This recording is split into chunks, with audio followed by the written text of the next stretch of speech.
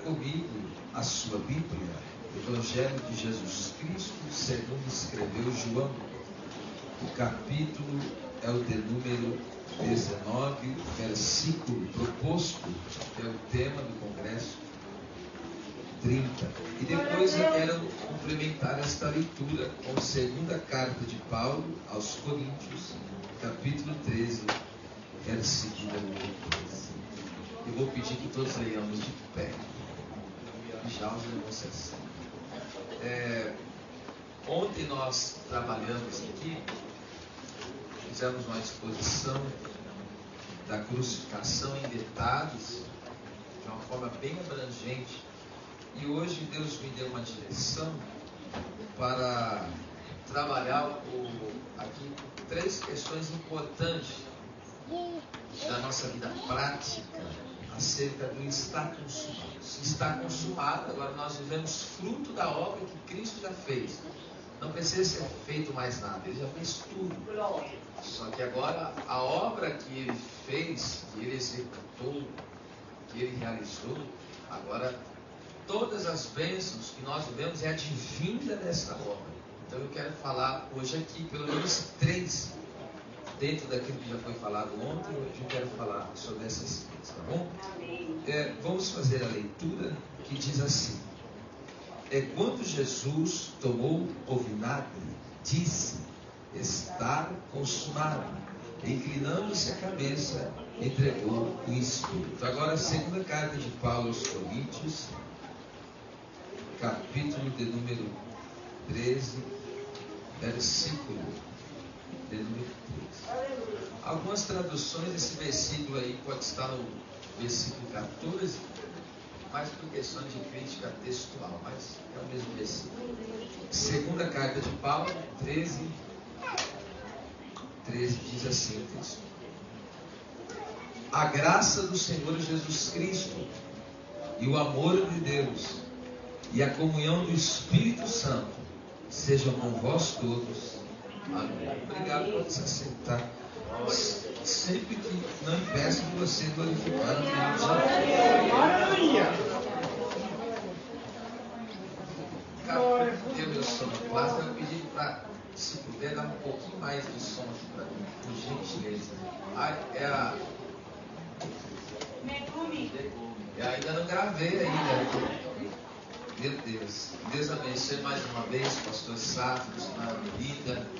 E eu saudando o pastor, eu estou saudando todo o campo aqui do Japão. Para mim tem sido um prazer, uma alegria muito grande estar aqui com os irmãos. E como eu disse ontem, eu tenho sido muito, muito bem recebido. Isso nos deixa confortável aqui com os irmãos para tratarmos dos assuntos do reino de Deus e glorificarmos o seu santo nome.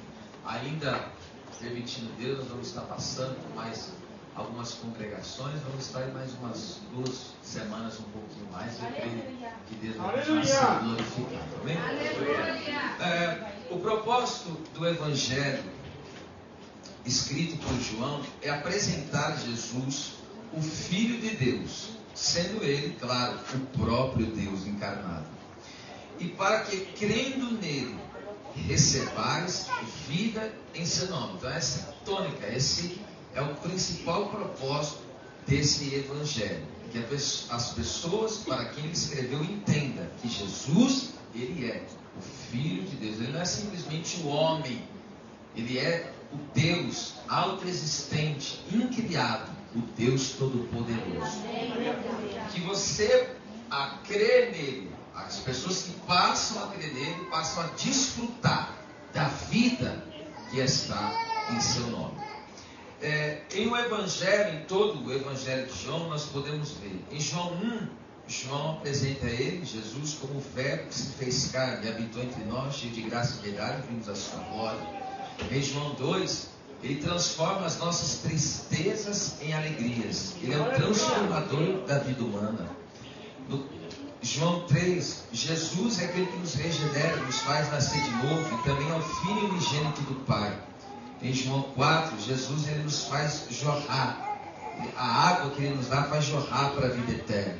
Em João 5, ele é o trabalhador incansável, porque ele mesmo diz: o meu Pai trabalha até agora e eu trabalho também. Em João 6, ele é o pão vivo que desceu do céu, ele é o pão da vida. Em João 7, ele mata a nossa sede, porque ele nos deu o seu Espírito. No João capítulo 8, ele é o advogado das causas perdidas. Para Deus não existe causa que ele não possa resolver. No capítulo 9, ele é a luz do mundo. Capítulo 10, ele é o bom pastor. Capítulo 11, ele é o amigo fiel. Capítulo 12, ele é o grão de trigo que morre para dar muito fruto. No capítulo 13, ele é o mestre que dá o exemplo a ser seguido. No capítulo 14, ele é o caminho, a verdade e a vida. Capítulo 15, a videira verdadeira. O 16 é a nossa paz. O 17 é o nosso intercessor. O 18 é o cordeiro mudo. O 19 é o sacrifício perfeito. O 20 é a ressurreição e a vida. E o 21 é o Senhor soberano que está aqui no nosso meio.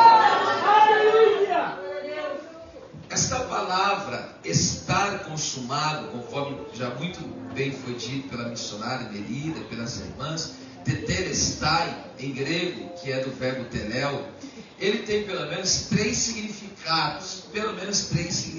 O primeiro significado é que Jesus, concluiu a obra do Pai. Se usava essa palavra tetelestai quando um pai dava uma incumbência para o seu filho de executar um trabalho. O filho ia lá, executava o trabalho, então ele dizia, tetelestai, ou seja, o que tu me deste para fazer, eu fiz, eu concluí a obra. Então Jesus, ele veio executar, ele veio concluir a obra do Pai e assim fez. O segundo momento em que tetelestai era usado naquela época, também era para falar da dívida que era paga. A pessoa tinha uma dívida e tinha complicações judiciais por causa dessa dívida, e aí quando essa pessoa não devia mais nada para a justiça, então era ali rasgada aquela cédula, e era então ali escrito, era carimbado, tetelestai, a dívida foi paga. Então Jesus também, o que ele fez por nós, Jesus, ele pagou a nossa dívida do pecado. E qual é a nossa dívida? O salário do pecado e a morte, mas não é só a morte em si, física. A pessoa quando peca, ela morre espiritualmente, consequentemente vai morrer fisicamente e consequentemente a pior de todas as mortes, que é a morte eterna, que é a separação total de Deus. Veja de onde Cristo nos tirou. Assim como o salário do pecado é a morte, mas o dom gratuito de Deus é a vida eterna. E em terceiro circunstância em que essa palavra tetelestai era usada, era quando alguém comprava uma propriedade, comprava um imóvel, e ele dava uma parcela de entrada. Só quando ele pagasse a última parcela, então ia lá e carimbava. Tetelestai. Está pago e agora essa propriedade é sua. E não foi também que Jesus fez por nós? Ele falou, não turbe o vosso coração. Credes em Deus, crede também em mim. Na casa de meu pai há muitas moradas. Se não fosse assim, eu não vos teria dito, eu vou preparar lugar. E se eu for, voltarei outra vez. Porque aonde eu estou, quero que vocês estejam comigo também. E eu vos levarei para mim mesmo. Escute só. Existem muitas pessoas que pensam que quando se trata da vida eterna, do céu, o que há na mente das pessoas unicamente? Geralmente fala daquele estado de vida bem-aventurado, onde não tem dor, sofrimento, e claro que tudo isso haverá na eternidade. Mas eu quero deixar aqui bem claro para os irmãos que isso não é a vida eterna. Isso não é a vida eterna. Vida eterna é definida no mesmo Evangelho de João, capítulo 17, 3. E o que é a vida eterna? Ele define, a vida eterna é que conheçam a ti.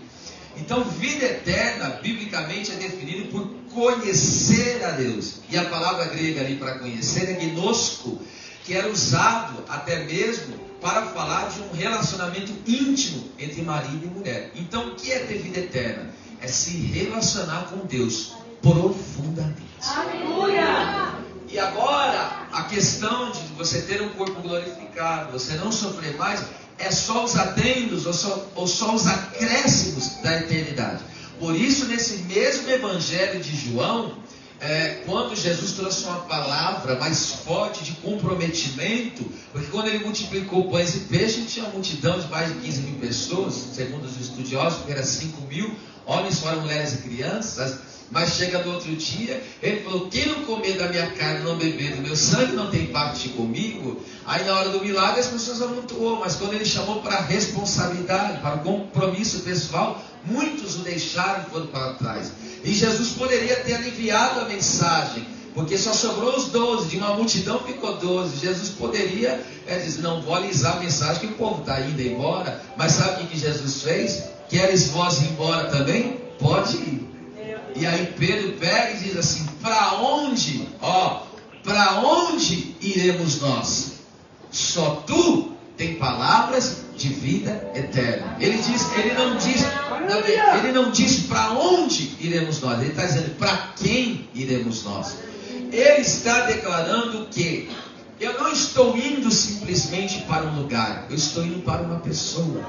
Então a nossa ida para o céu não é por causa do céu em si. A nossa ida para o céu é por causa dele. Tudo é por causa dele. Porque dele, por ele, para ele são todas as coisas. A igreja. Então perceba só uma coisa aqui muito importante. Agora, crer em Jesus, no Evangelho, é poder desfrutar de todas as bênçãos espirituais. Porque está escrito em Efésios capítulo 1, versículo 3: bendito seja o Deus e Pai de nosso Senhor Jesus Cristo, o qual nos abençoou com todas as bênçãos espirituais. Então não nos falta, em Cristo Jesus, é claro, mas não nos falta mais nada. Nós somos completos em Cristo. Em Cristo nós temos tudo o que nós precisamos, tudo o que nós necessitamos. Logo, Cristo é suficiente na nossa vida. Cristo é tudo em nossa vida. E agora observe que a vinda da obra de Cristo consumada na cruz do Calvário, que é no caso o Evangelho. O que é o Evangelho? É a vida e a obra de Jesus. O Evangelho não é simplesmente a mensagem das boas novas. O Evangelho é a vida e a obra de Jesus. Quando nós falamos do Evangelho, nós falamos do Verbo que se fez carne, habitou entre nós, cumpriu seu ministério de poder, curando, libertando, salvando, enfim. E ele se entregou na cruz, foi crucificado, sepultado, ressuscita ao terceiro dia, subiu ao céu e estamos esperando ele voltar aqui hoje para a glória do Senhor.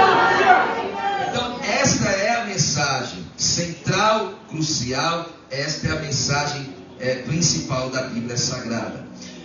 Dentre tantas bênçãos advindas da obra consumada de Cristo na cruz, que nós podemos desfrutar, nesta tarde eu quero destacar 3, e conforme eu acabei de ler com vocês aqui, que é a graça, o amor e a comunhão. Repita comigo: graça, amor e comunhão. A graça do Senhor Jesus é aquela que nos faz triunfar sobre a tentação e o pecado. O amor de Deus é que nos faz triunfar sobre o mundo. E a comunhão, que também pode ser traduzida como intimidade com o Espírito Santo, é que nos faz triunfar sobre o inimigo. Então a mensagem aqui nessa noite está aqui.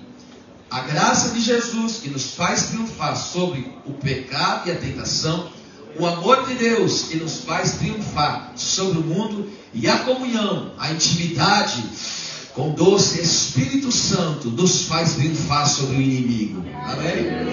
Agora perceba só comigo, na graça, a graça do Senhor Jesus Cristo. Graça aqui no grego é charis, que tem o sentido de favor merecido, amabilidade, benevolência do Senhor sobre a nossa vida.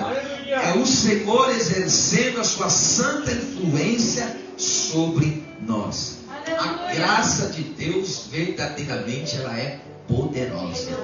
Por isso que o apóstolo Paulo, quando fala ao seu filho Timóteo na fé, ele diz: meu filho, fortifica, fortalece-te na graça que há em Cristo Jesus.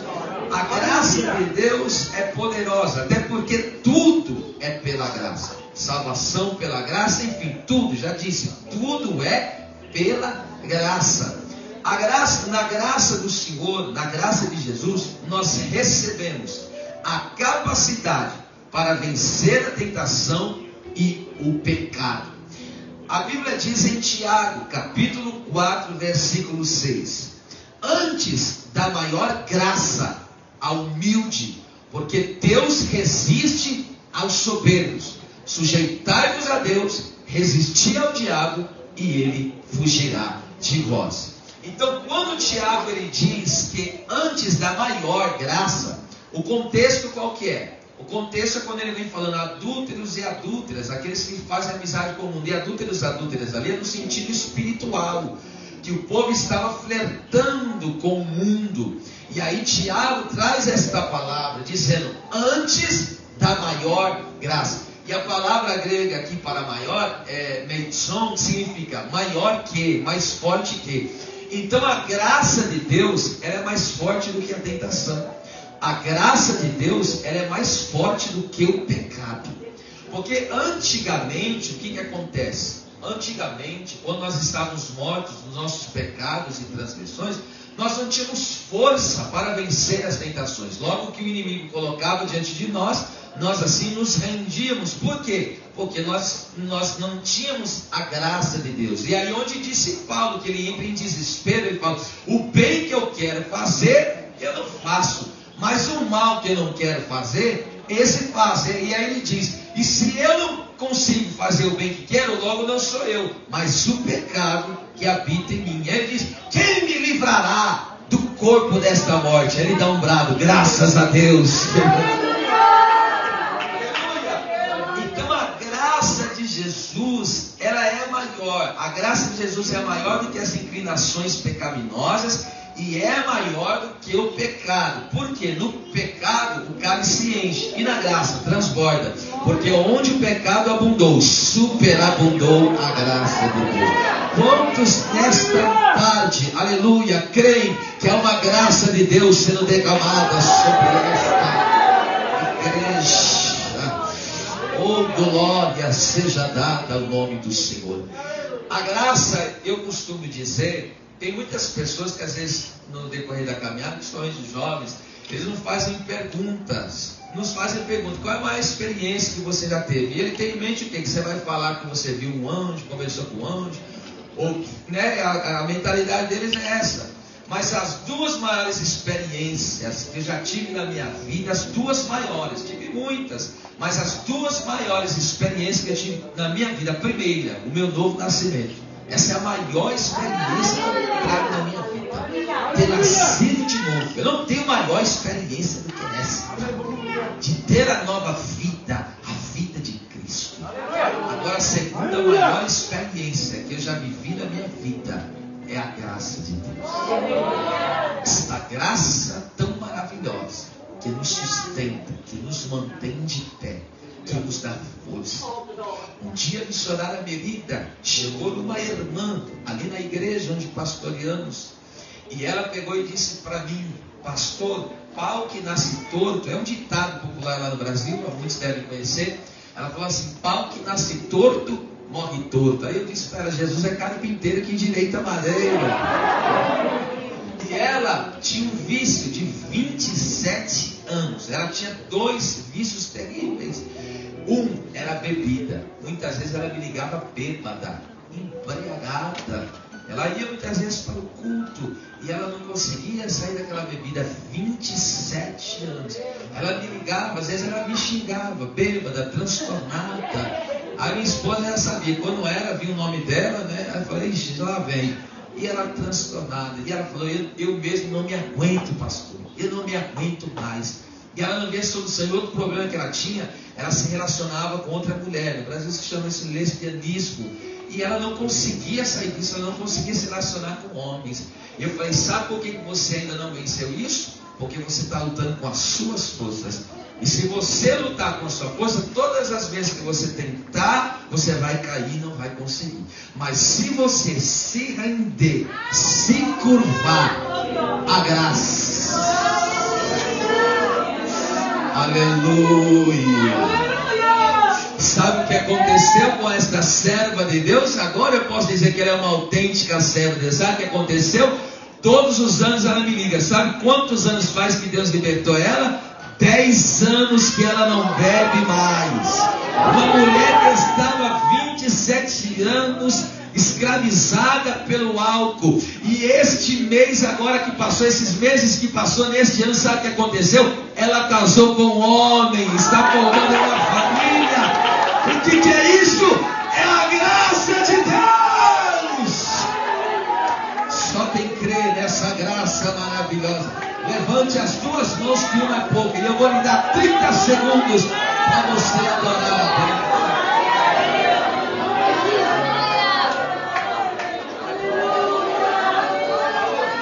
Aleluia, glória. Eita, estou sentindo graça de Deus aqui. Estepa canto, rebe protebe danasai. Esta graça é poderosa. Você vai vencer as tentações. Você não será vencido pelo pecado, porque a graça de Jesus é maior. Aleluia. Quantos podem glorificar bem forte o nome desse Deus maravilhoso?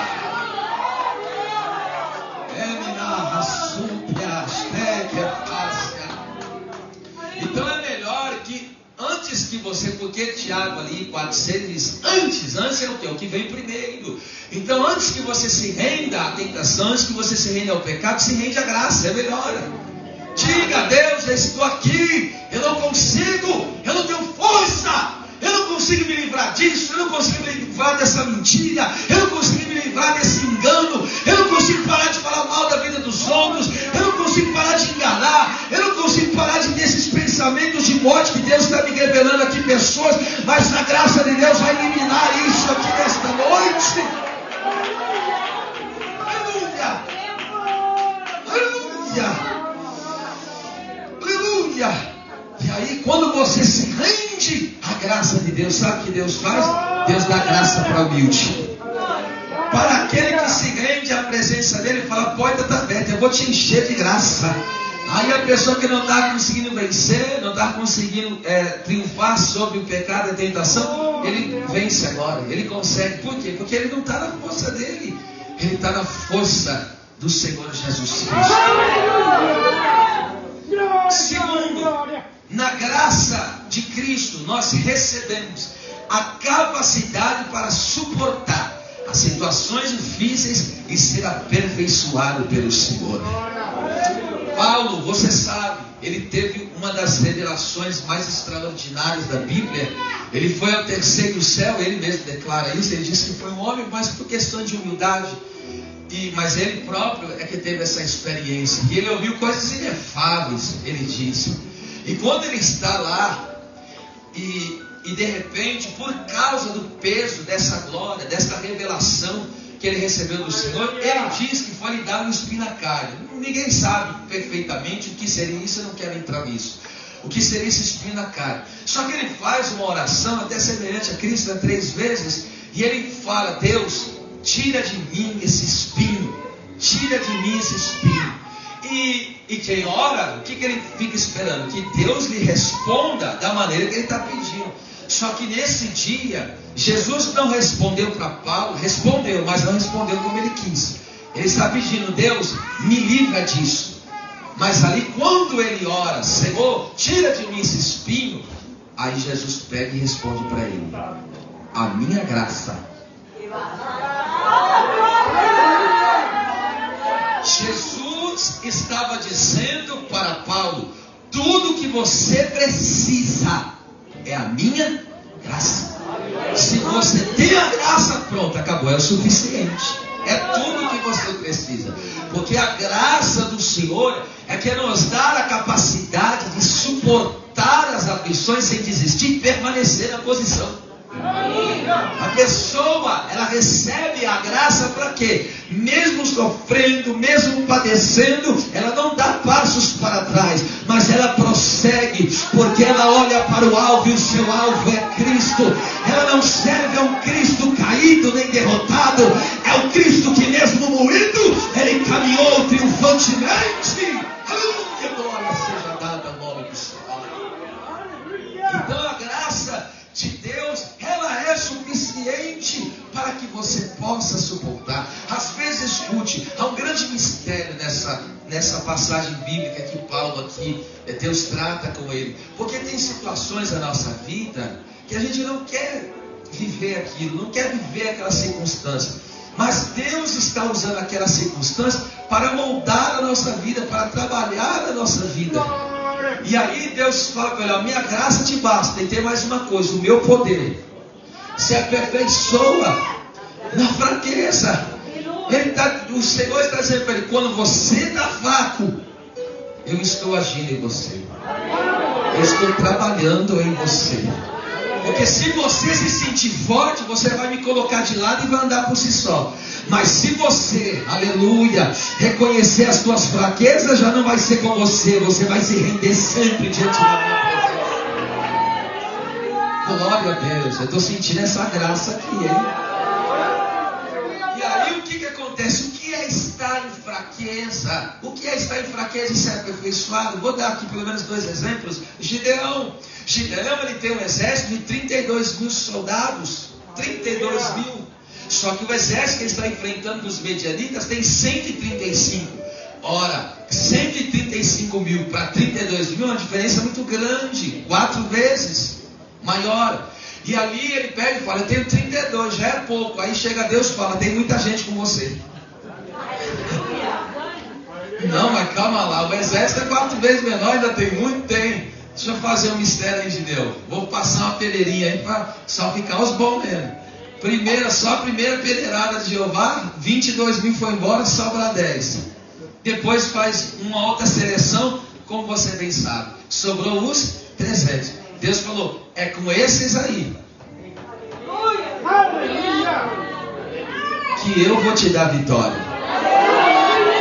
Aleluia, glória a Deus. E aí Deus explica para ele no capítulo 7. Deus explica por que deixou ele com 300. Sabe por que Deus deixou ele com 300? Se eu deixo você com um exército grande, vocês vão dizer que vocês tiveram vitória com a força do braço de vocês. Vocês vão dizer que alcançaram, que venceram por causa da estratégia de guerra, da força bélica. Mas só que vocês têm que entender, aleluia, que vocês só podem ter vitória se depender de mim. Na sua fraqueza eu trabalho, na sua fraqueza eu te aperfeiçoo. Aleluia, porque na fraqueza você fica totalmente dependente. É na fé, é na fé.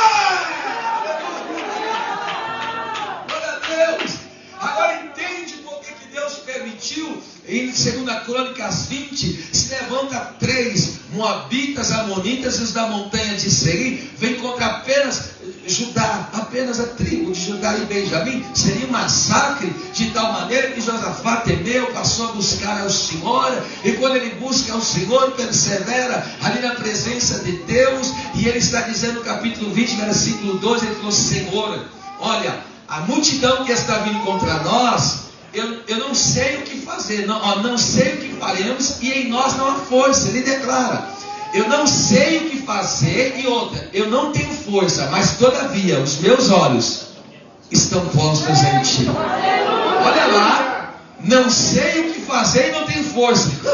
Então, se eu não sei o que fazer e não tenho força, o que fazer? O que fazer quando não sei o que fazer? Se rende na graça do Deus Todo-Poderoso. E aí quando eles se renderam na graça de Deus, sabe quem que apareceu? O Espírito Santo do Senhor.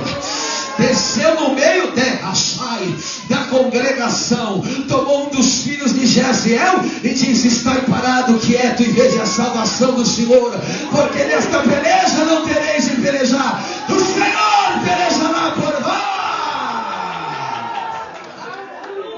Aí sabe como que Deus operou na fraqueza? Olha lá, como que Deus operou na fraqueza? Pegou, está lá no versículo 13, pega as mulheres, as crianças.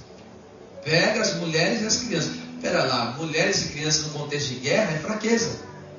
Pega as mulheres e as crianças, reúne a família e outra, põe os levitas sacerdotes na frente. Então, enquanto eles estão em fraqueza, louvando o nome do Senhor, quem se manifestou com força? Deus. Você está entendendo porque muitas vezes você se sente na fraqueza? É para que você nunca venha se vangloriar. Não, é a força do meu braço, é o meu trabalho, é o meu intelecto, é a minha sabedoria, é o meu conhecimento, é os meus contatos, são meus títulos. Não é nada seu, é tudo dele. Diga assim com a mão direita: é pela graça. Só quem adora a Deus por receber essa graça, adore a presença do Espírito.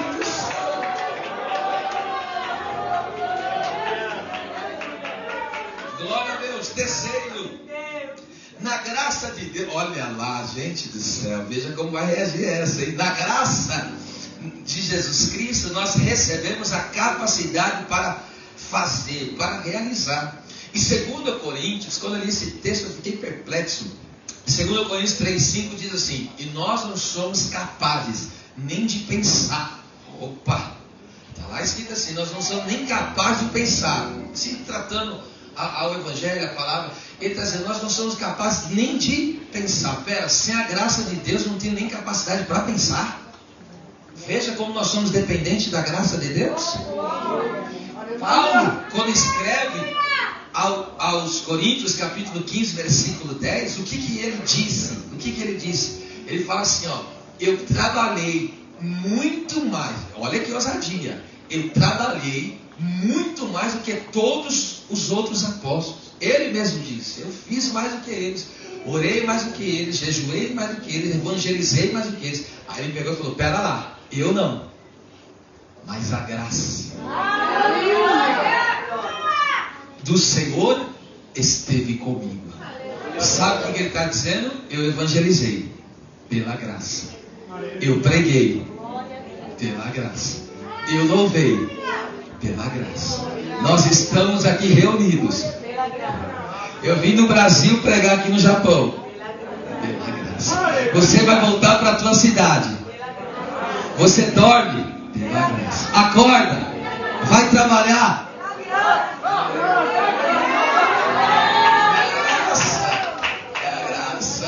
Um dia chegou um jovem moço e aspirando o ministério da palavra, e olhou para tal pregador e disse para ele: me conta, qual é o segredo do teu ministério? Como que você tem um ministério bem sucedido, abençoado? E ele falou: quantas horas você ora por dia? Ele pegou e disse: graça. Não, pregador, você não está entendendo. Estou falando quantas vezes você jejua por semana. Graça.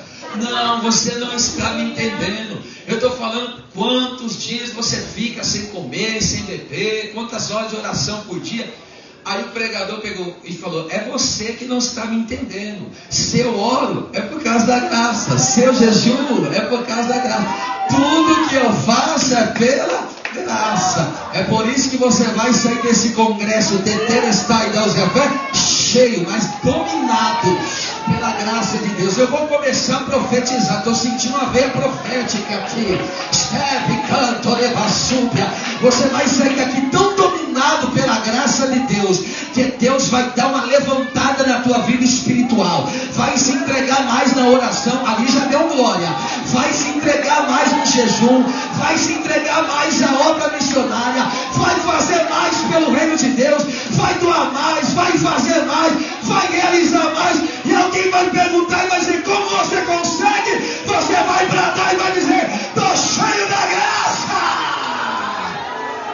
Põe a mão no ombro do vizinho que está do lado e diga: recebe mais graça de Deus aí agora. Se ele recebeu, se ela recebeu, já deu glória.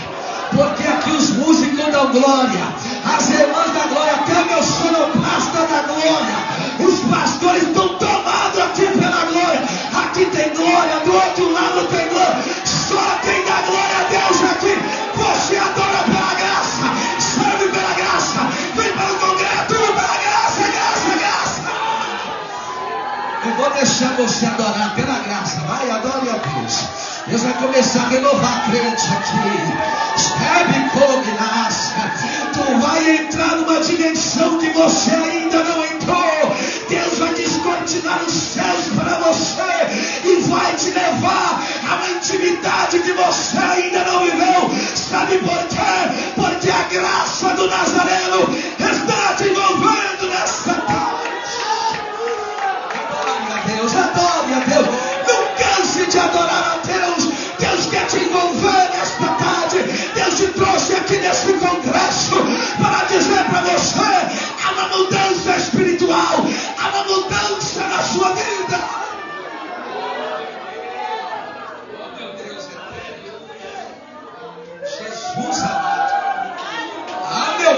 céu.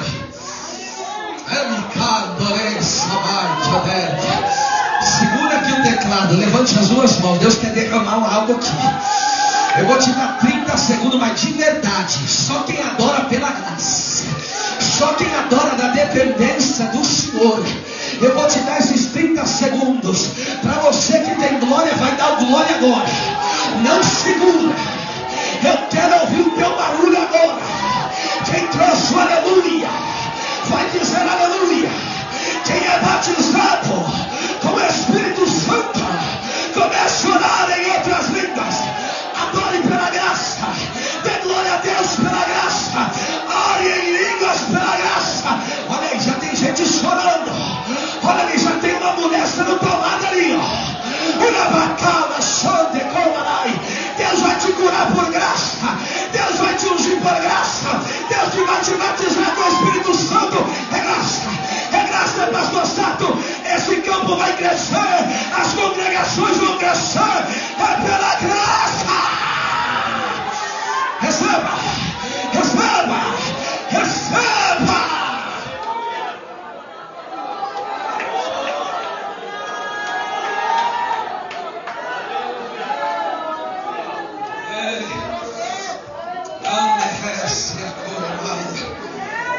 Cacere che se leva para cantorare clamante stepa canto copa sai primi hassudia pica hasere copa stupia. Enquanto estou orando em línguas, o Espírito Santo está me dando interpretação e ele está dizendo bandeiras, bandeiras, bandeiras, outras nações, outras nações, outras nações. Nesta igreja, diz o Espírito Santo, há um amor missionário, e pelo amor missionário eu estou alargando as fronteiras.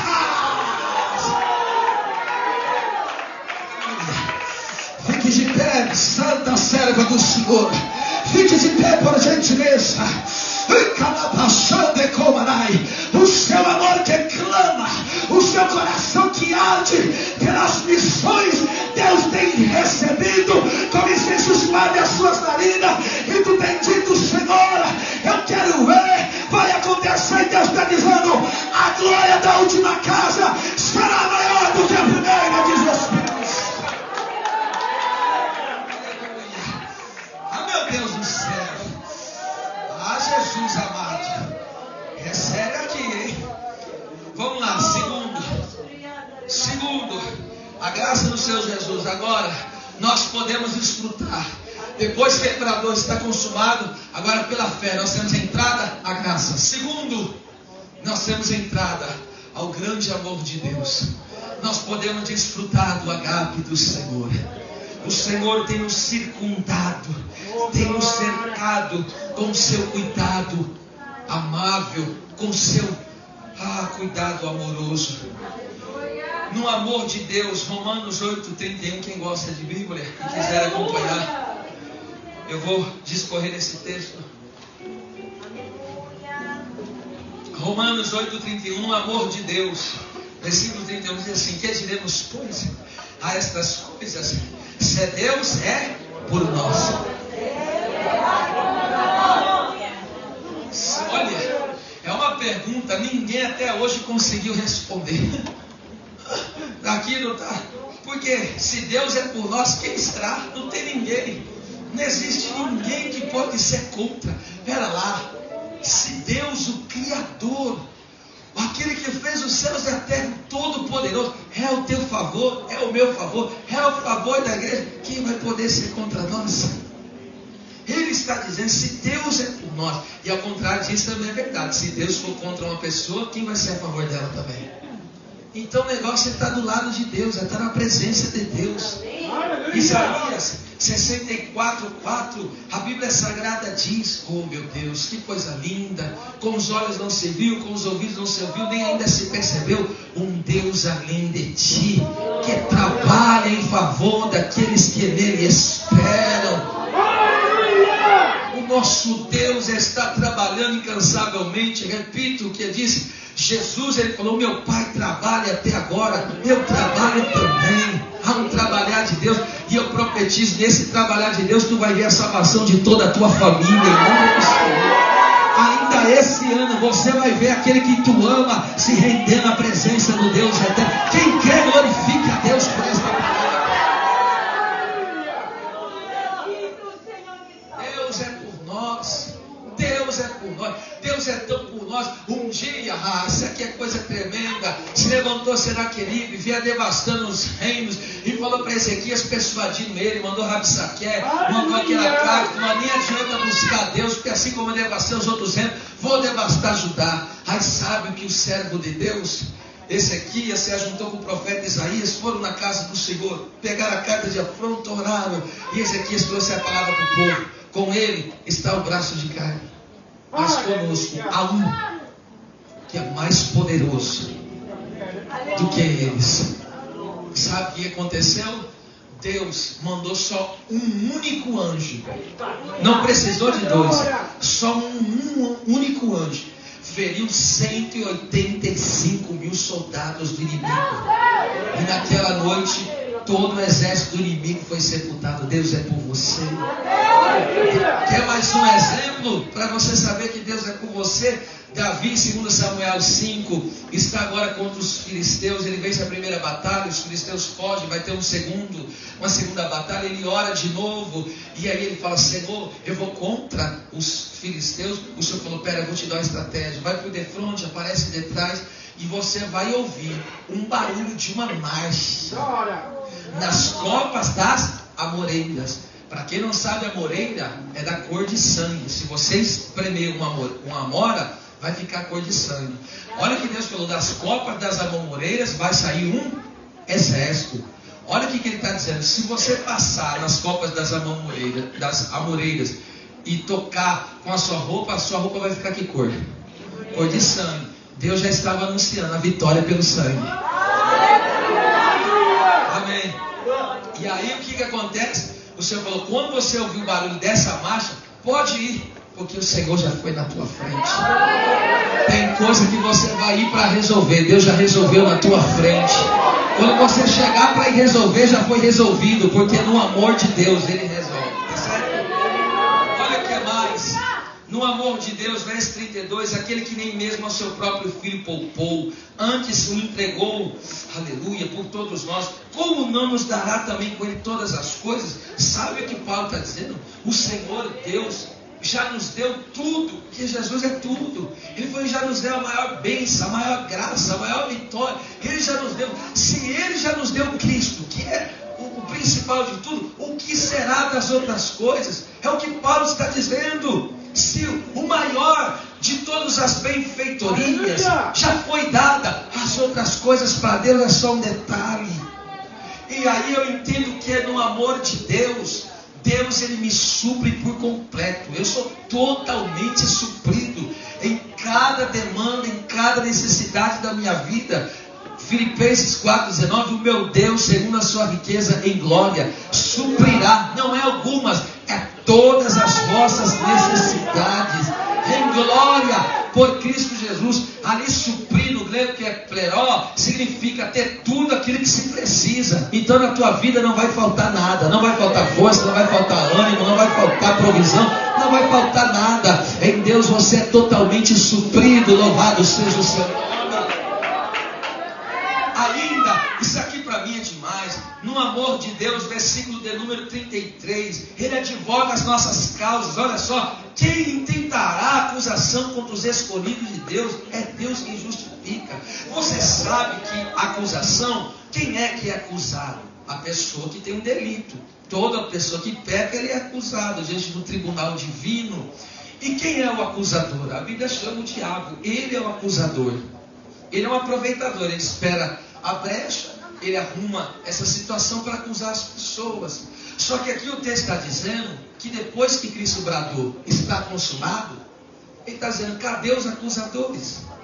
É como João capítulo de número 8, estava aquela mulher pecadora, e aquela mulher pecadora, olha o que diz o texto, foi pega no ato de adultério. E você sabe que pela lei, quem é pega no ato de adultério, pela lei do Antigo Testamento, a pessoa, ela tinha que ser morta apedrejada. E ali não tinha escapatória, porque ela foi pega no ato, foi pega em flagrante.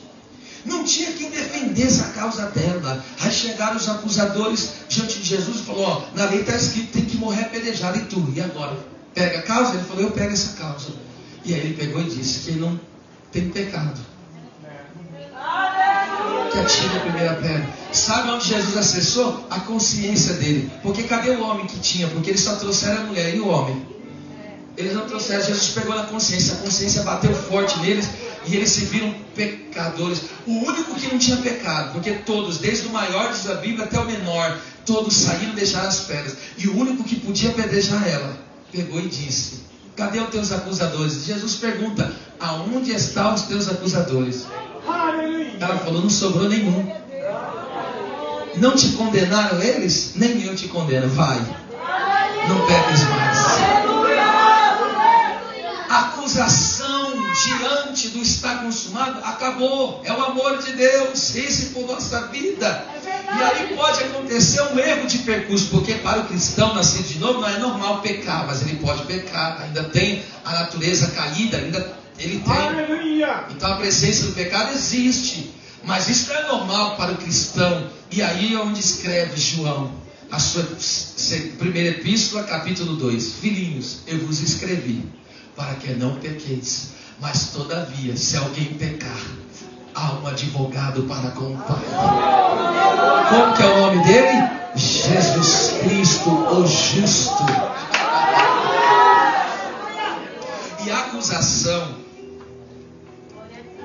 é algo tão terrível. Tem muita gente que não faz ideia disso, mas tem muita gente que vive situações na vida de prisão, de dificuldades, por causa da acusação no mundo espiritual. Eu estou falando de Zacarias 3. O povo de Israel já tinha sido dado um decreto por Ciro para eles saírem. De repente, no meio do percurso, começou a travar. E aí, Deus dá uma revelação para Zacarias, tanto para Ageu, mas eu vou ficar só aqui em Zacarias. E de repente, Zacarias tem uma visão no capítulo 13. Qual é a visão? Ele vê o sumo sacerdote, a maior autoridade religiosa do Antigo Testamento, que representava o povo, apresentava o povo diante de Deus. E ele estava com as vestes manchadas. E quem que aparece à direita dele? Aparece o diabo. O diabo aparece diante do anjo do Senhor que estava ali, ele acusando. E acusando, e o texto diz: o diabo estava ali, Satanás, para lhe acusar. Como que dizendo: não vai matar ele, olha como está a veste do sumo sacerdote. Aí veio o anjo do Senhor e disse: o Senhor te repreenda. Não é este um tição tirado do fogo?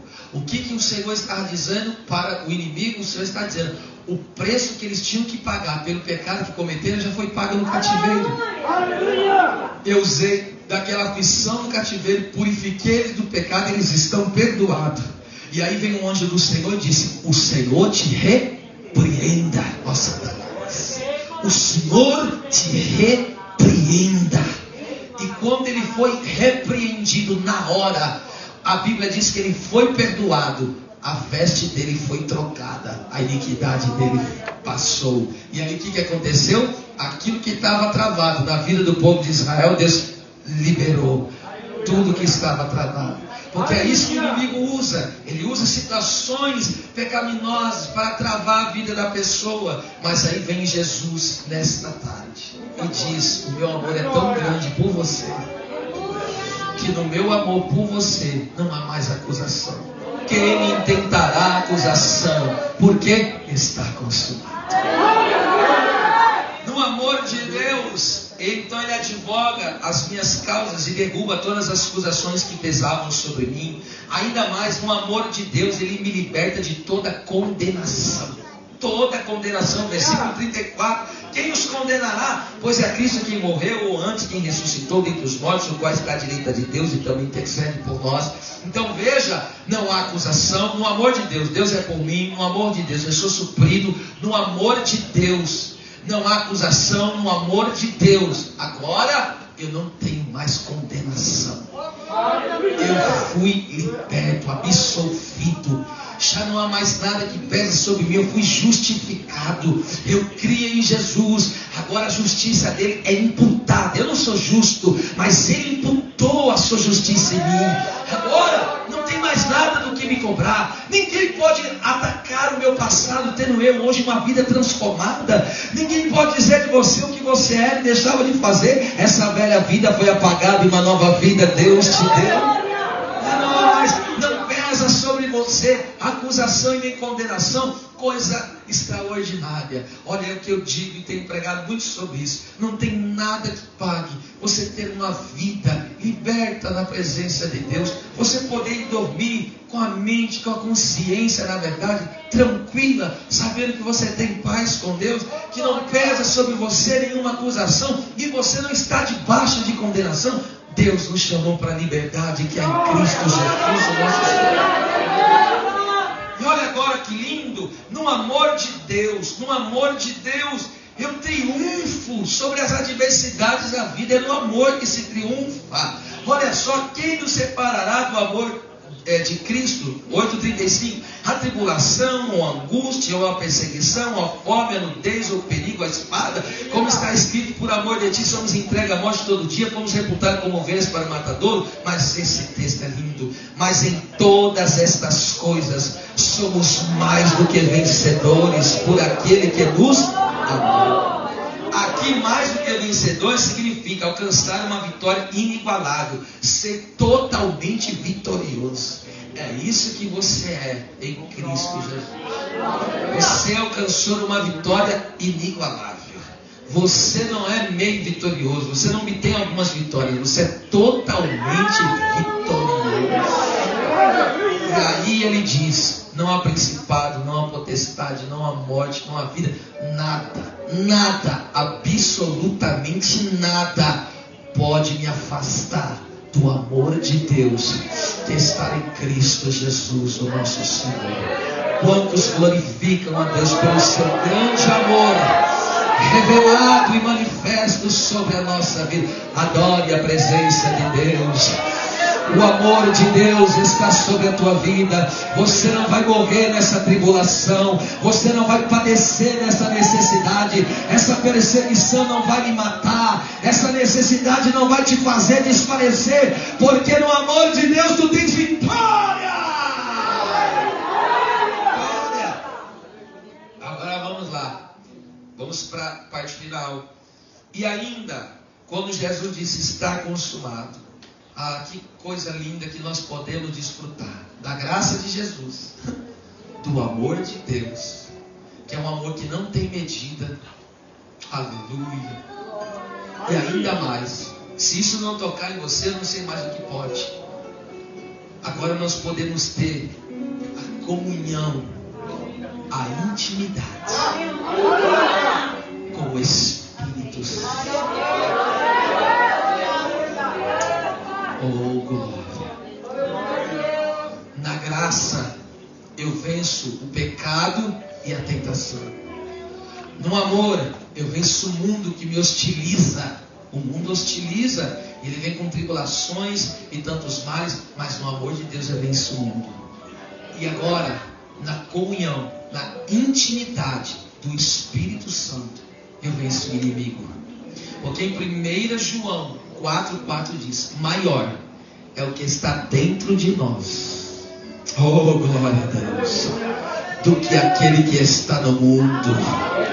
Você não entendeu? Aquele que é maior está dentro de você. Porque ele disse: está consumado. Agora você e eu somos casa de Deus, habitação de Deus, morada de Deus. O Espírito Santo se move, ele age na minha, na sua, na nossa vida. Eu tenho entendido que a maior necessidade da igreja é ser cheia do Espírito Santo. Não há, depois da salvação, é claro, não há maior necessidade do que o cristão ser cheio do Espírito Santo de Deus. Por favor, não quero lhe cansar, mas levante a sua mão, que isso é pedagógico. A mão direita levantada, por gentileza. Diga: a maior necessidade da vida cristã é ser cheio do Espírito Santo. Quantos querem ser cheios do Espírito? E quando eu falo de ser cheio do Espírito Santo, Eu estou falando do conjunto da sua obra, porque nós temos aquilo que pode ser chamado, alguns chamam de plenitude do Espírito em Isaías 11:2, ou as 7 facetas da manifestação do Espírito, que ele diz: e repousará sobre ele o Espírito do Senhor, o Espírito de sabedoria, o Espírito de inteligência, o Espírito de conselho e fortaleza, o Espírito de conhecimento e temor do Senhor. E o que nós temos nessa manifestação do Espírito? Aqui nós temos a vida controlada pelo Espírito Santo. É o que Paulo disse. E o que Paulo disse? Enchei-vos do Espírito. É um ato contínuo e diário. E nós buscamos em Deus ter uma vida dominada, controlada pelo Espírito Santo, andando na sabedoria do Espírito Santo, andando no poder do Espírito Santo, andando na inteligência do Espírito Santo, andando no conselho do Espírito Santo, andando no conhecimento do Espírito Santo, andando no temor do Espírito Santo. É como Ezequiel. E o que é ter uma vida controlada pelo Espírito de Deus? É quando Deus disse para Ezequiel: venha, e ele sentiu as águas no pezinhos. Aí depois falou: vem, e ele sentiu a água no joelho. E Deus falou: vem mais, e ele sentiu as águas na cintura. E de repente o Senhor falou: vem mais, ele sentiu as águas nos ombros. Aí ele pegou e disse: agora, Senhor, não dá mais, essas águas são profundas demais para mim, só dá para passar a nado. Para você nadar, você tem que tirar o pé da terra, e se você tira o pé da terra em água corrente, você perde controle. É isso que é ter uma vida cheia do Espírito Santo. É você tirar o pé da terra e dizer: não é eu que domino, agora eu caminho na presença do Espírito, governado pelo Espírito. Aí o Espírito vai me levando, o Espírito vai me conduzindo, o Espírito Santo vai dominando a minha vida. E eu quero crer que nesta tarde, neste congresso, encerramento da Use a Fé, que você quer sair daqui, mas totalmente dominado pela presença do Espírito, sendo movido pelo Espírito, sendo cheio do Espírito Santo. Cheio. E o que mais que o Espírito Santo faz na nossa vida? Uma coisa tão linda, tão maravilhosa, é o fruto do Espírito Santo. Paulo diz que o fruto, no singular, que é um só, alguns dizem que é o fruto do amor dividido em 9 pedaços. Tá certo? O fruto é o amor dividido em 9, mas está lá 5:19 em diante, ali quando Paulo diz 5:22, melhor dizendo, e ele diz: e o fruto do Espírito é o amor, o gozo, a alegria, a paz, a longanimidade, a benignidade, a bondade, a fidelidade, domínio próprio, a mansidão. O fruto do Espírito é algo tão lindo que ele deve ser muito bem trabalhado na igreja, deve ser buscado, deve ser ensinado, deve se fazer palestras, deve se fazer congressos sobre o fruto do Espírito Santo. O Espírito Santo é o caráter de Cristo imprimido, manifesta em nós. Agora imagina, porque você sabia que o fruto do Espírito ele influencia no nosso culto. Imagine uma pessoa que cultua sem ter o fruto do Espírito. Vou dar um exemplo aqui: a alegria. Imagine uma pessoa que vem, está na casa de Deus e não tem o fruto do Espírito, não tem alegria. Imagine como que vai ser um culto desta pessoa. Um culto triste, sem expressão. Um culto onde a pessoa não consegue se alegrar. Eu não estou falando das alegrias que se consistem nas coisas da terra, porque quando você compra um imóvel, quando você compra um bem, você se alegra, mas essa alegria é uma alegria passageira.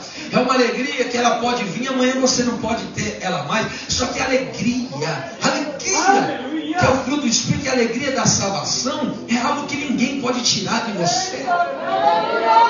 É o que o apóstolo Paulo, qual que é a chamada carta da alegria? É a carta de Filipenses, onde o homem estava? Ele estava preso. Como que um homem encarcerado, preso, sofrendo injustamente, pode estar feliz, pode estar contente, pode estar alegre? E a alegria da salvação é o fruto do Espírito, e não está condicionado ao que eu tenho ou deixo de ter. Eu sou alegre, ponto final.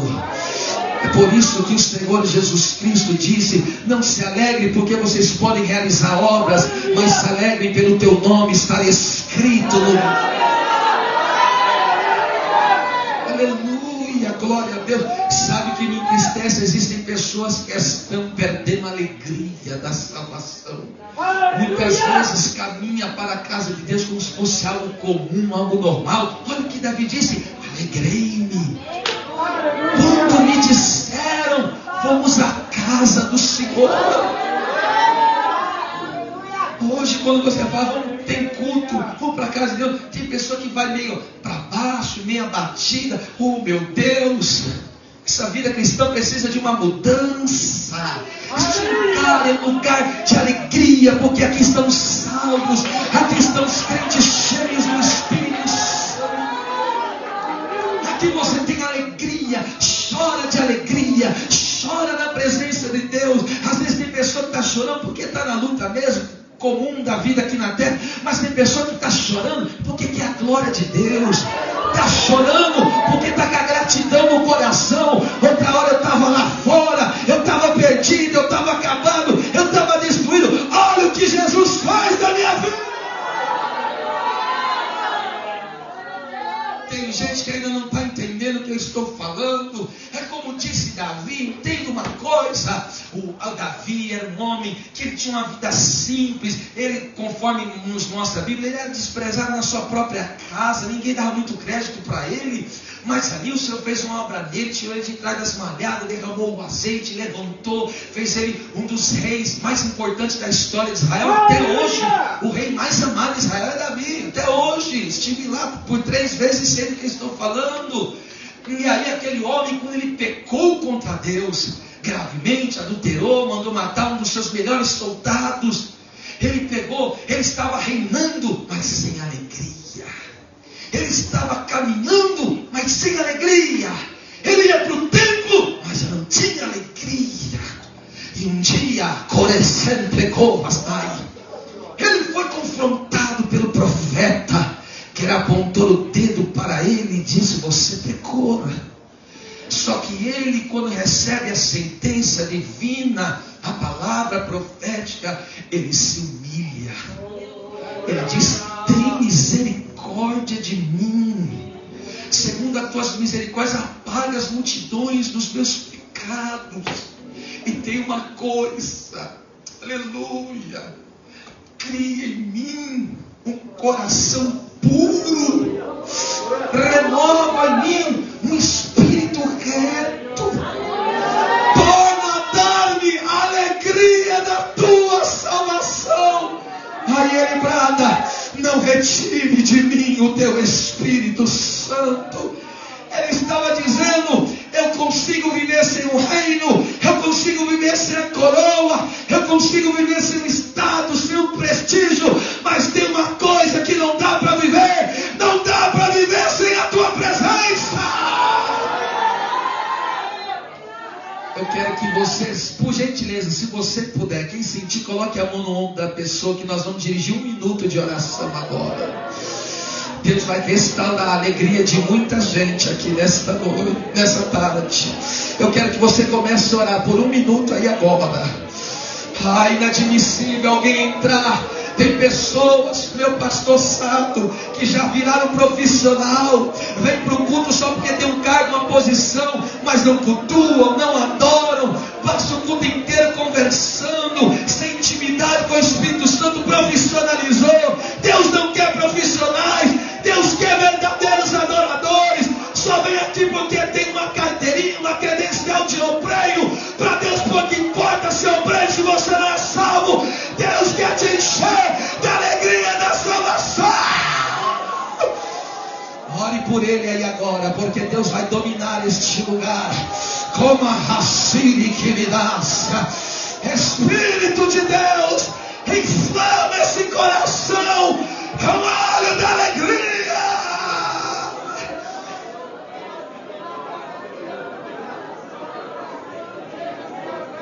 Glória a Deus, glória a Deus. O crente alegre, ele se quebranta. O crente alegre, ele se derrama. O crente alegre não vê hora de chegar ao culto para se entregar, para se doar, para dar o melhor para Deus, para dar o seu glória, para dar o seu aleluia, para derramar as suas lágrimas, para levantar a sua mão, para sua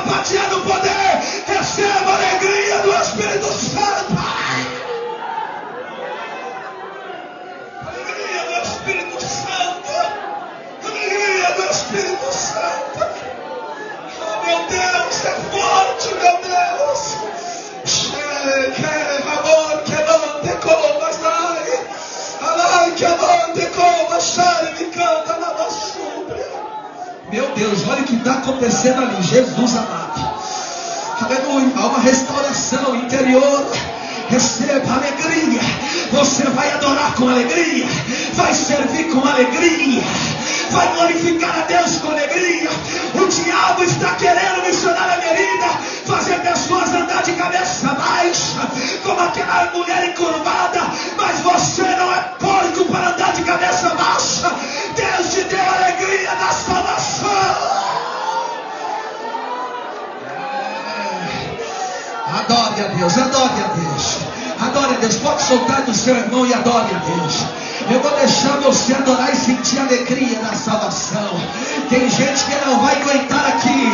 O Espírito Santo vai tomar crente aqui em línguas. Cadê os vasos dessa congregação? Cadê os crentes desta igreja fervorosos? Cadê aqueles que têm a alegria do céu dentro do coração?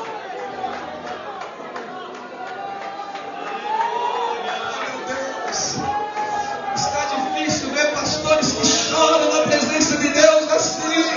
Está difícil, tem cultos que parecem um cemitério. Aqui os pastores dão glória a Deus, os obreiros dão glória a Deus, as irmãs dão glória a Deus. A igreja se quebranta na alegria do Espírito Santo. Glória a Deus. O fruto do Espírito mexe no nosso culto. Outro gomo maravilhoso do fruto do Espírito. Outro fruto. O gozo. A alegria, o gozo. Agora outro fruto do Espírito. Esse fruto, a bondade. A bondade. Sabe no que a bondade trabalha? Você lembra daquele homem que foi espancado, vinha de Jerusalém para Jericó, foi espancado, caiu, estava meio morto, pastor Abraão. Ele caiu, ele estava surrado, estava meio morto. Aí passa o sacerdote, passa de lado, o levita passa de lado. Aí vem o bom samaritano. O que faz dele? Cuida dele, trata dele. Põe vinho que representa alegria, o azeite representa cura. Põe na cavalgadura, leva, cuida, trata dele, cuida dele, trata dele, até que ele seja sarado, até que ele seja curado. Como que nós vamos evangelizar as almas que estão caídas e meia mortas, se não tiver fruto da bondade? A bondade trabalha na área do evangelismo. Uma igreja que não tem bondade não faz obra social, não evangeliza ninguém. Aleluia! A bondade. Eu costumo dizer, não esqueça nunca mais disso. Quando a Bíblia diz, lá em Isaías capítulo 6, que as vestes do Senhor, as abas das suas olhas, que é a veste, né? Enchia o templo. E aquelas vestes, o que é a veste? A veste, por isso que Deus mandou fazer o tzitzit do povo de Israel. Você vê em Números 15, 37, vai em diante. E Deus fala para eles fazer bolas nas solas das vestes dele. Por quê? Porque vinha de um fruto de uma árvore aquilo. E aí quando chega em Isaías capítulo 6, diz que o que encheu a casa eram as horas da veste. Mas pera lá, as horas da veste que enche a casa, porque as horas da veste fala do caráter fala do fruto. Então o que enche uma casa é o fruto do Espírito. É o fruto. Uma igreja que anda no fruto do Espírito, veja, uma igreja que vai alcançar. Tem tanta gente caída, tanta gente querendo dar cabo de sua vida, desistir da vida, abandonar a família, enfim, tantas coisas malignas que o inimigo tem lançado, e a pessoa tem perdas, tem lutas, mas a igreja tem o fruto do Espírito. Aí você carrega nas tuas mãos o vinho e azeite, a alegria e a cura. Aí você vai derramando do que você recebe, você derrama. Você só pode dar o que você tem. Então você está vindo para esse congresso para receber, vai sair daqui para entregar. Amém? Quem pode levantar a mão e dar glória? Bondade. Nós temos que compartilhar a bondade de Deus, do Evangelho. Que coisa maravilhosa. Veja como que o fruto do Espírito influencia completamente no nosso culto. Vou dar outro exemplo, a fidelidade. A fidelidade, ali que algumas traduções colocam a fé, mas ali a fé é fidelidade. Não onde que trabalha no culto, é na perseverança, a fidelidade. Você pode ver Jó, olha, fora Cristo, né? Cristo é incomparável, mas alguém, na minha concepção, alguém sofreu mais do que Jó na Bíblia depois de Cristo? Para mim não existe homem que sofreu. Ele sofreu em todas as áreas da vida, todas as áreas. Ele é um tipo de Cristo, ele é um tipo de Cristo, sofredor. E a própria Bíblia diz, ele sofreu sem causa. O texto diz lá, sem causa, sem causa. E ele sofreu, mas aí a Bíblia diz que ele tinha esse fruto do Espírito, a fidelidade. E aí sabe o que ele diz? No momento horrível da vida dele, desprezado, só tinha aquele caco de telha para se raspar. E no capítulo 19 ele diz, me abandonaram, minha esposa me deixou, meus funcionários, ninguém olha mais para mim. Ele está desiludido, arrebentado. Aí ele olha para o céu e ele diz, eu creio.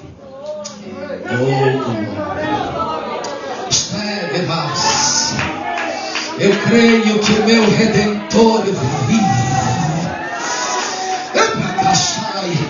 E por fim se levantará.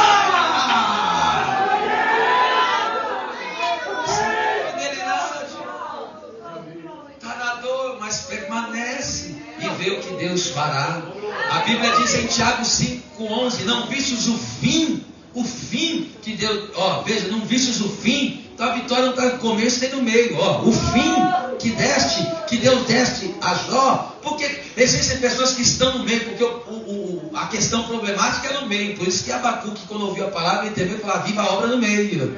Porque começa, você vai todo vapor, mas quando chega no meio é lugar de decisão. Só que aqui muitas pessoas se equivocam. O que é? Já está dizendo meio. Meu amado, a mesma distância que é para você passar para chegar à vitória é a mesma distância que você vai ter que voltar para trás. Então, em vez de voltar para trás, se você já está no meio, avança, porque é a mesma distância. Aleluia, estou profetizando. Deus está dando fidelidade aqui. Você vai ser inabalável na presença de Deus. Vai honrar a Deus em toda circunstância da vida. Enfim, então veja. Agora eu poderia falar, mas eu vou deixar isso aqui para a vigília. Já até anunciando, Deus tem me dado uma direção muito poderosa para a vigília a respeito dos dons espirituais. Tá? Então o Espírito, olha que a vez quando Jesus bradou, está consumado, nós temos a plenitude do Espírito, nós temos o fruto, nós temos os dons do Espírito, que é a capacidade para servir. E aí nós temos essa obra de Deus, essa intimidade. Queira funilar mais a sua intimidade com o Espírito Santo. É tão bom ser sensível à voz do Espírito de Deus. É gostoso quando alguém chega e é usado para falar conosco. É maravilhoso, mas mais gostoso ainda é ser usado. Ser usado para abençoar, ser usado para tocar em alguém. Em Atos 10, nós temos duas pessoas orando. Veja, temos Pedro orando e temos Cornélio orando. Cornélio ora, provavelmente está orando pela salvação da família dele. E Pedro vai orar também. E o texto diz que foi a sexta hora, que é meio-dia, dá a entender que ele estava entregando um jejum.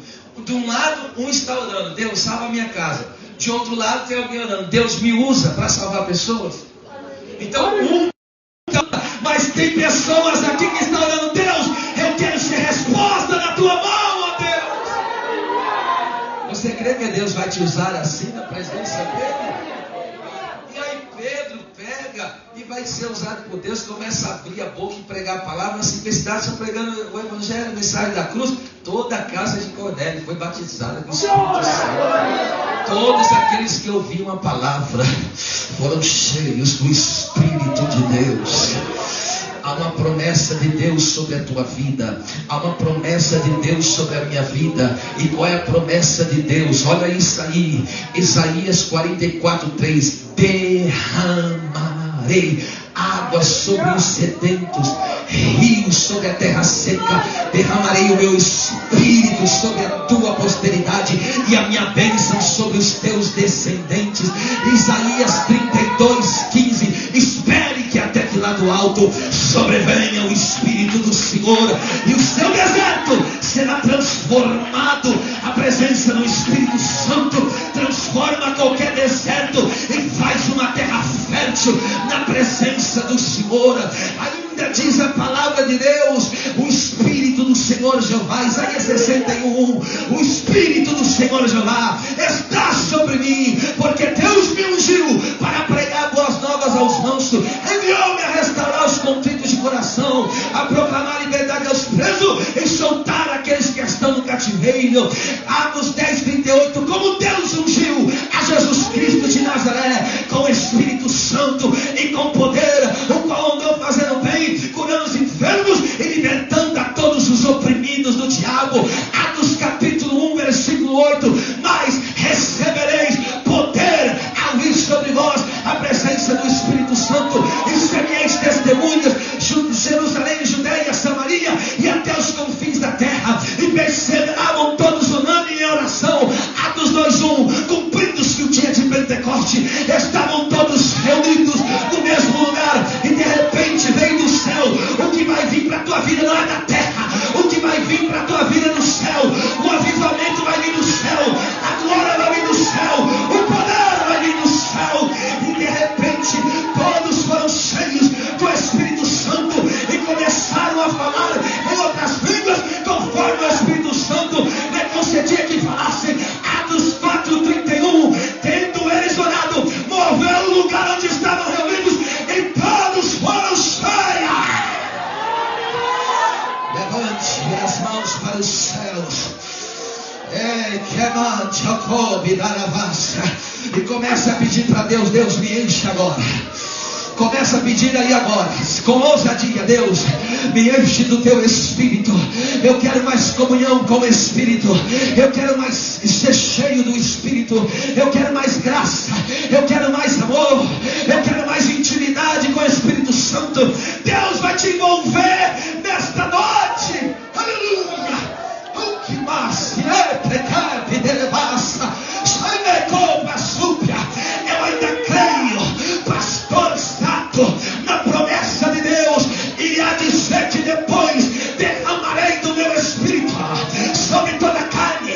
Vossos filhos e filhas profetizarão, os jovens terão visões, e os anciãos sonhos verão, e sobre os meus servos e minhas servas derramarei. Ah, meu Deus do céu, uma obra de Deus aqui. Eu estou sentindo que Jesus quer batizar com o Espírito Santo. Jesus vai renovar em línguas aqui agora. Cadê você adorando a Deus aí? Uma casa, vai sentir essa graça, vai sentir essa renovação, vai sentir esse poder. É o revestimento de Deus. O que a igreja precisa para marchar é poder do Espírito. O que a igreja precisa para caminhar é revestimento de poder. Lucas 24:49. Fica, espera na cidade de Jerusalém, até que do alto sejais revestidos de poder. É poder. Não aceite ter uma vida anêmica. Não aceite ter uma vida fraca. Não aceite ter uma vida raquítica. Não aceite ter uma vida pobre espiritualmente. Mas clama agora pelo poder, pela graça, pela ousadia, pela autoridade de Deus. Glória a Deus. Fica de pé, adorando ao Senhor. Prepara o louvor aqui. É congresso último dia. Nós vamos dar lugar aqui. O Espírito da profecia está atuando aqui nesse mistério. Quem quer ser mais cheio da presença do Espírito? Cadê você? Não, eu vou perguntar de novo. Quem quer ser cheio? O Espírito está derramando graça, está derramando amor, está derramando presença. Cadê você, meu filho? De boca aberta, mão levantada, então glória a Deus. Deus vai te encher.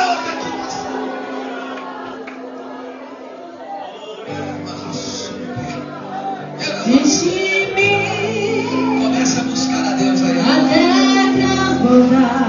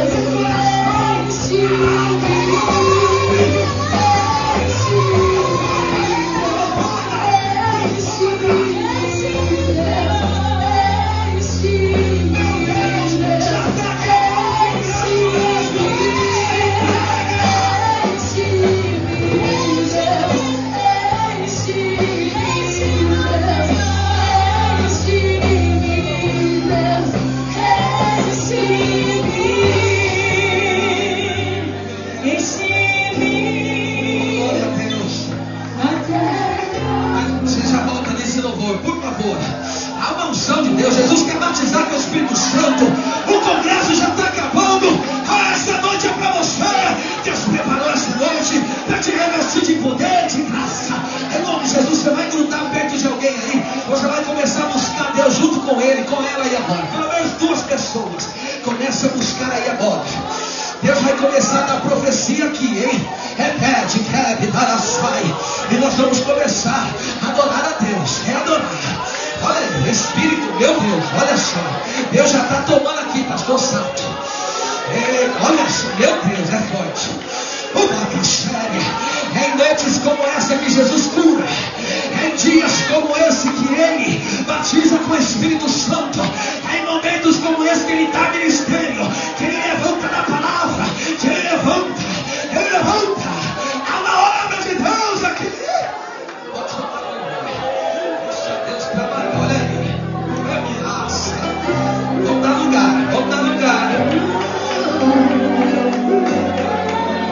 Nós estamos aqui, tão sedentos a Ti. Vem, ó Deus, enche este lugar. Meu desejo é sentir Teu poder, Teu poder.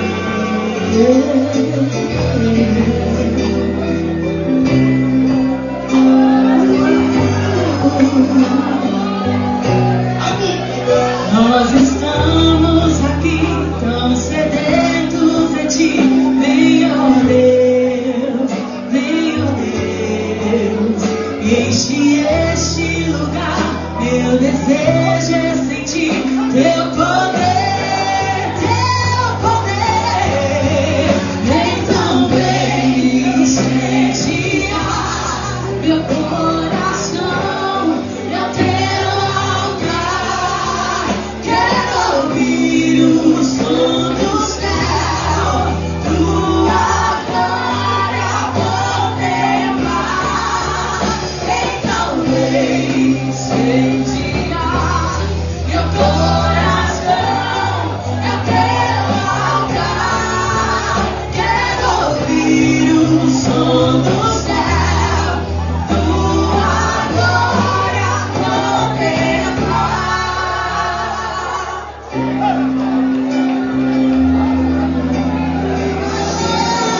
Meu Deus, olha que coisa linda. Olha isso aqui. Nós estamos aqui, tão sedentos de Ti. Vem, ó Deus, enche